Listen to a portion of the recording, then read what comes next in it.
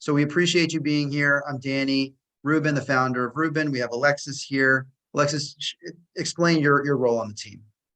Hi, everybody. I'm Alexis. I'm a training and implementation specialist with Rubin.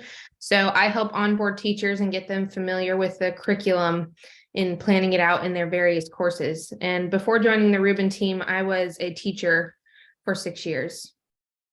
Thank you. So one hat she wears is helping teachers use our broader online curriculum.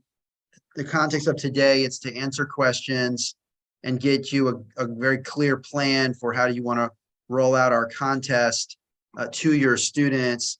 So what I asked everybody to do, what we're trying to do, let me continue to do it, is to give everybody the ability to talk so that I realize it probably will be more conducive as a meeting. We can see you. But in any event, we want to turn on your microphones.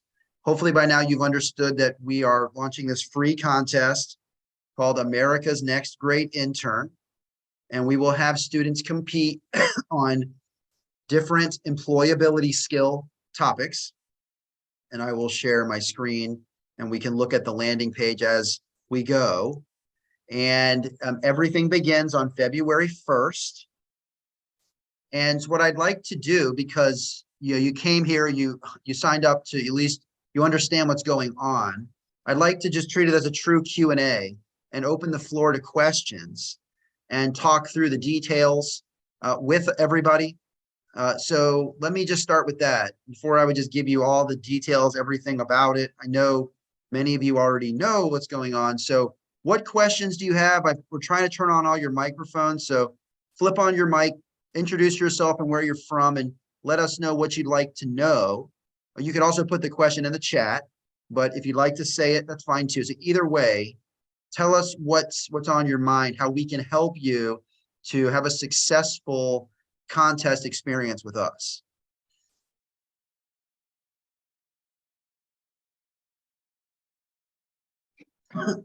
And continue to also introduce yourselves in the chat so we can see where you're coming from. Hi, Cheryl, jobs for Michigan's graduates. Okay, no problem. Here for information. So perhaps what I'll do, as you think of your questions, you can write them in the chat or you can raise your hand and we can call on you. Let's see, okay, Kristen has a question. Go right ahead, Kristen. Hi, this is Kristen from Parkway West Career and Technology Center. Great. I am just looking to see what the eligibility is for the students for the contest. Great question. So where do we have it? I'll show it to you on the screen right here. Any middle school, high school, or post-secondary student in a CTE or project-based class. Hopefully that's broad enough for many or all of the students that you work with. Yes. We want middle school to participate. They're gonna compete on the same. Let me just make sure, because I know it's a lot on the page. You may have skimmed this. These are the 5 different skills we want students to show us. A video recording, close this, a video recording of a student doing a handshake, middle or high school, post-secondary, we want to see that. We're asking to see 2 different phone skills, and the students can just hold the phone to their ear and show us in a mock situation how they would leave a voicemail and answer phones at a place of business. And we have a video demonstration for both skills. So they will watch the video we provide and then show us how they would do those same skills in the same manner as the video demonstration. So there's essentially 2 video submissions, one of a handshake and another video showing these 2 phone skills back to back. Then we're going to see an example of an email in which the student updates a teacher or employer on the status of classwork or a project. We want to, and we're giving them an example again, a very clear email example to work from. Then we want to see an example of a time the student demonstrated resiliency in the face of a challenge. Class project or club, volunteer opportunity, internship, wherever it came from. Give us an example of your hard work. We have an example of that, a prompt for that. And then we also want to see examples of their research skills. showing us how they've looked up a company and developed questions about the company before they would approach them about being an intern. So 5 different employability skills, office-related professional skills that any student is open to do. And the submission period is February 1st through March 3rd. And at the conclusion of the month, we will choose most likely 5 middle school and 10 high school post-secondary students as finalists that our team, in conjunction with ACTE, national office, and industry professionals, we will choose 15, most likely 15 students to put to a national vote, a public vote. And as we mentioned in the contest description, every student is going to, quote, win, because every student is going to receive a certificate, and this is very important, an e-portfolio. So whatever work they give us, we're going to give back to the student as a document, a Google Doc or PDF, depending on what tools your school can handle, but we're going to give them back their work so they could use it for their own internship and job search. Every student who submits, it doesn't matter if they're a finalist or not. We want everybody to benefit from this in their own local community and become a document, a portfolio that will help advance them. So every student, regardless of whether they are a national finalist or not. And that's very important to understand. That's why we want every student to do this, as many as possible, because they're going to get something very substantial from it. And there's no cost to any of this. This is our contribution to helping students demonstrate these skills that so many employers are asking for. Can I see some hands in this room? How many of you have heard from your employer partners that these are the kind of skills that are lacking? The handshakes, the email, the writing. So this is what we're trying to help say, our students can do these things. They're going to prove it to you. And our contest will guide them through it. So that was a very long answer to Kristen's question. Sorry, I see some other questions now. By the way, Mac from our team just joined us as well. Morning. Can we put Alexis, you can put the contest landing page in the and the link to the registration page here. Just put them both in there, please. I see some questions. Let me jump to that. What does submittal look like? Will students be submitting for one or all areas? They're going to submit for all areas. Okay. We need to see all 5. And the submittal form is just asking for the work itself. Like, give us the link to your video, give us your sample email. Need to pull that up, actually. The submission form. We'll grab that in just a minute. So the submission form is very clean, very simple. And in fact, let me second.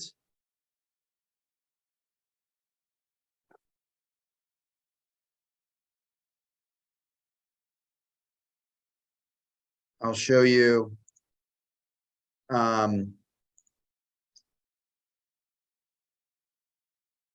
what we will be giving students to work through the exercises.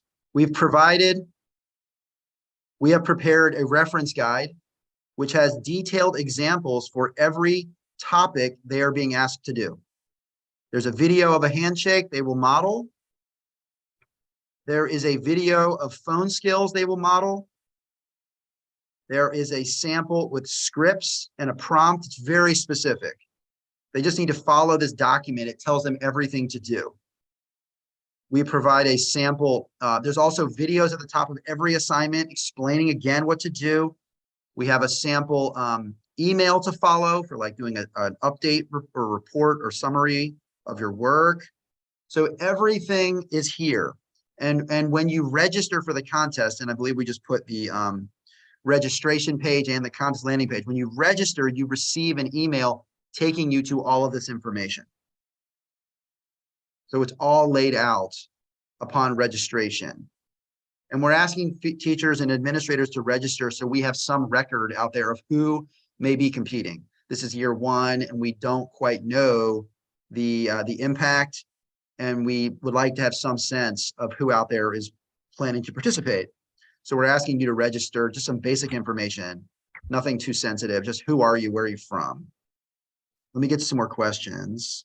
We had a question about prizes, if you could go over that. Oh, yes, let me go back to that. Sorry, here we go. All great questions, and we're really, again, really glad you're here to hear. Alexis, why don't you talk through the prizes? So for the prizes, like Danny said, we're going to be choosing the 10 finalists and then put those out, or 10 high school and 5 middle school. And then for the high schoolers, they will be receiving national, coverage, a $200 gift card to purchase professional business attire. And we can figure out, what retail stores are near you. If certain ones aren't in your area, we'll make that work. We'll find one that is. A complimentary professional headshot, as well as the opportunity at a paid virtual internship with us, with the Rubin team, in either the fall or the summer of this year.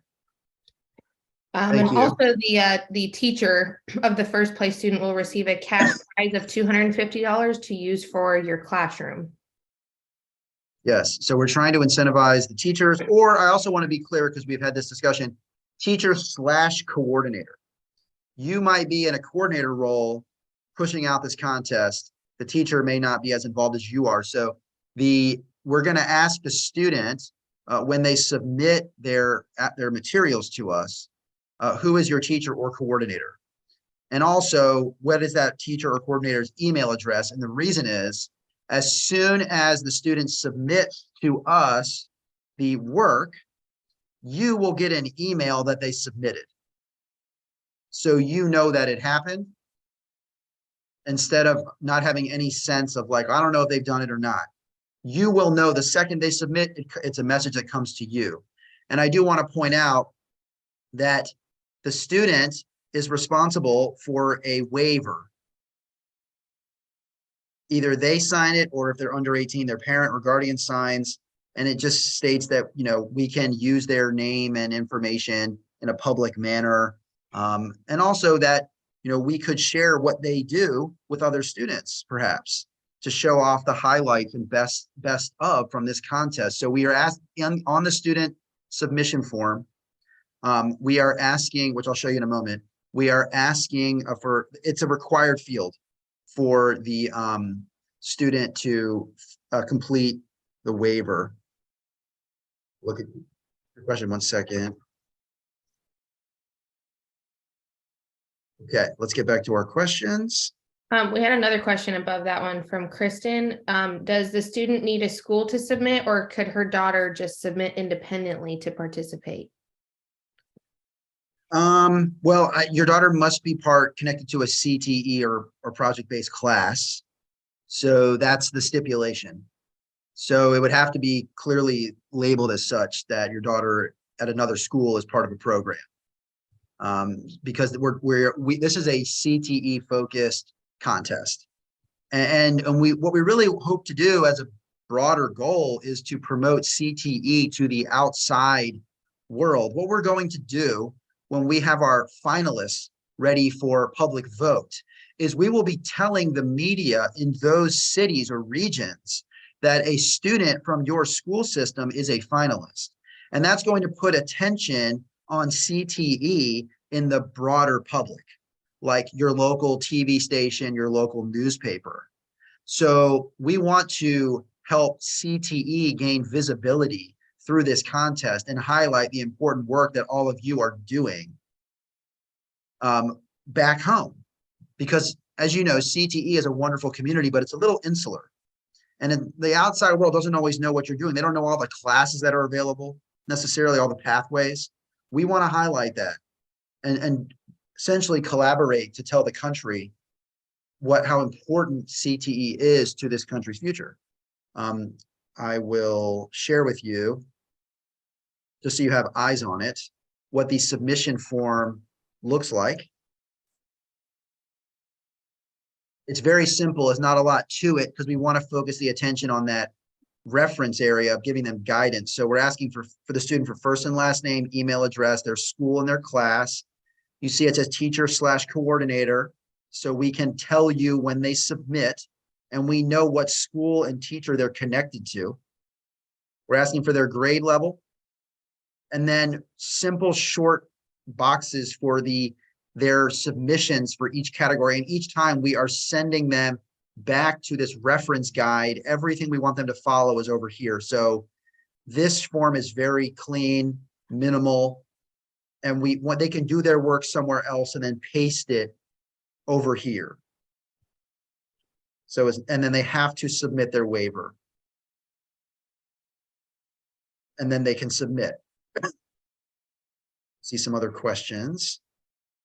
Make sure I didn't miss anybody from before. We are recording this. We will send out this recording to you later today. Okay, so look out for that in your email. We may put one of the, we're doing 4 or 5 of these. We may put one of these on YouTube. Maybe not all of them, but at least one. Let's see. Post-secondary students, yes, they are eligible. Thank you. Let's see, Alexis, you're answering these questions. Any other questions right now on the mic or in the chat about this? We try to keep it simple. We don't want to overwhelm anybody. We don't want to make too much of it, especially year one. We just want to have a successful contest and just see how many of you are willing to have your students participate and hopefully see some growth over the course of this contest, that they are gaining important skills, and you can see that development, and you can feel comfortable taking them out to the work site, to career fairs, to work-based learning opportunities. And the boss says, well, do they know how to use the phone? And you say, yes, they do. They are comfortable being, speaking and answering for your business like that. That's a big deal. And we want them to be able to say it. I know you're working on these skills at home, but hopefully we can be a supplement and a support